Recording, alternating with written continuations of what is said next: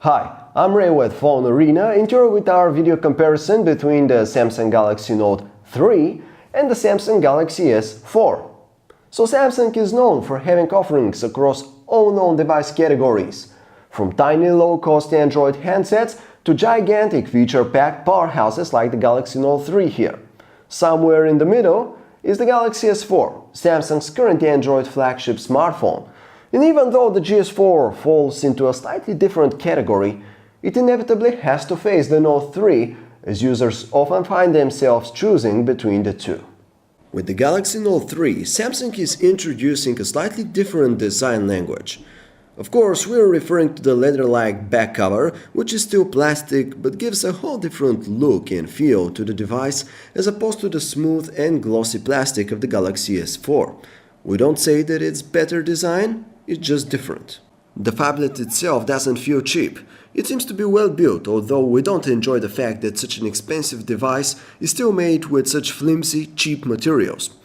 The same thing goes for the Galaxy S4, which has a very similar construction, so neither handset really stands out as far as looks and build quality are concerned. Size-wise, the Galaxy S4 is way easier to hold and use, which isn't surprising considering that it's among the smallest handsets with a 5-inch display. Meanwhile, the Note 3 is naturally a monster with its massive 5.7-inch screen. The phablet is significantly bigger, though the manufacturer has tried to keep those bezels as small as possible. And we have to say that the result is pretty good. Buttons for volume and power are pretty much identical, which would mean that they get the job done without being awesome. Both handsets feature microSD card slot, but there is a noticeable difference when it comes to their micro USB ports. Samsung has equipped the Galaxy Note 3 with a USB 3.0 compatible port, which is why it's so big and different from the one on the Galaxy S4. In order to achieve the higher speeds of the USB 3 port, however, you have to use a compatible cable. If you just can't have enough screen, then here is a good reason to seriously consider getting the Note 3.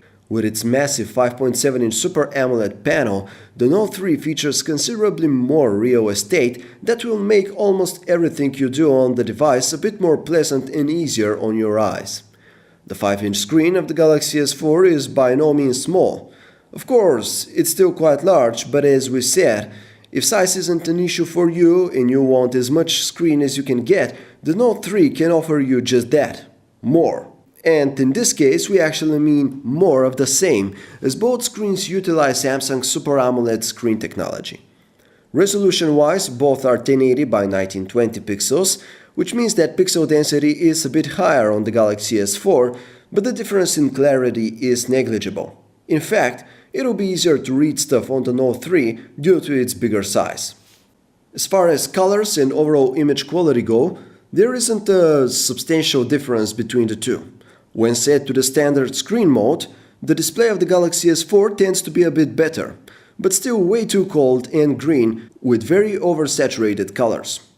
If you switch to the professional screen mode, things get a lot more true to life. Although still not perfect, both exhibit decent color balance, though with a somewhat greenish look. One notable improvement found with the Note 3 screen is its considerably better outdoor visibility. Indeed, if you take both displays and try to view them under the hot, bright sun, you have a much easier time viewing the Note 3, which is a definite advantage. Viewing angles are about equal on both handsets. It's great to see that brightness output remains almost unchanged as you view the screens from an angle, though there is a bit of unpleasant color alteration. One feature that you won't find on the Galaxy S4 is the S Pen stylus, which allows you to take handwritten notes using the various built-in software features for the purpose. Or why not even draw on the Note 3? While the Galaxy S4 is still stuck with Android 4.2.2, the Note 3 is enjoying the slightly newer 4.3 version of the platform. However, apart from some very minor graphic tweaks and the S Pen features, the TouchWiz user interface is basically the same on both handsets. The TouchWiz Nature UX is a reskinned version of Android, which looks and feels different from the stock UI. It runs very fluidly and is highly customizable, allowing the user to tweak almost all of its aspects. There's a good number of custom widgets which make it easy for you to compose a useful and informative home screen setup that has a relatively unified look. There are a bunch of hardware configurations for the GS4 and Note 3, but the main difference is that the most widespread version of the Note 3 will support the newer and more powerful Snapdragon 800 chipset, while the S4 is featuring the Snapdragon 600. Both are still wonderful chipsets, but the Note 3 is going to have an advantage performance-wise. There also seems to be less lag when using the general UI on the Note 3. There are also the Exynos 5 Octa versions of both phones, but we can imagine those will be harder to find.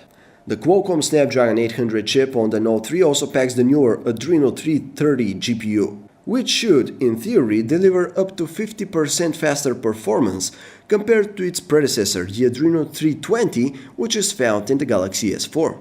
Right now, you hardly notice any performance improvement in games and other apps, but as more resource-demanding apps start to populate the Play Store, the extra punch of the Adreno 330 will surely be appreciated.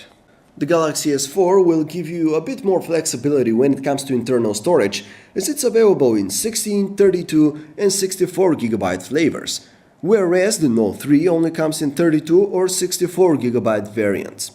Both, however, feature a microSD card slot, so easy memory expansion is just a walk to the store away. The Note 3 comes with the healthy 3GB of RAM, while the Galaxy S4 has 2GB.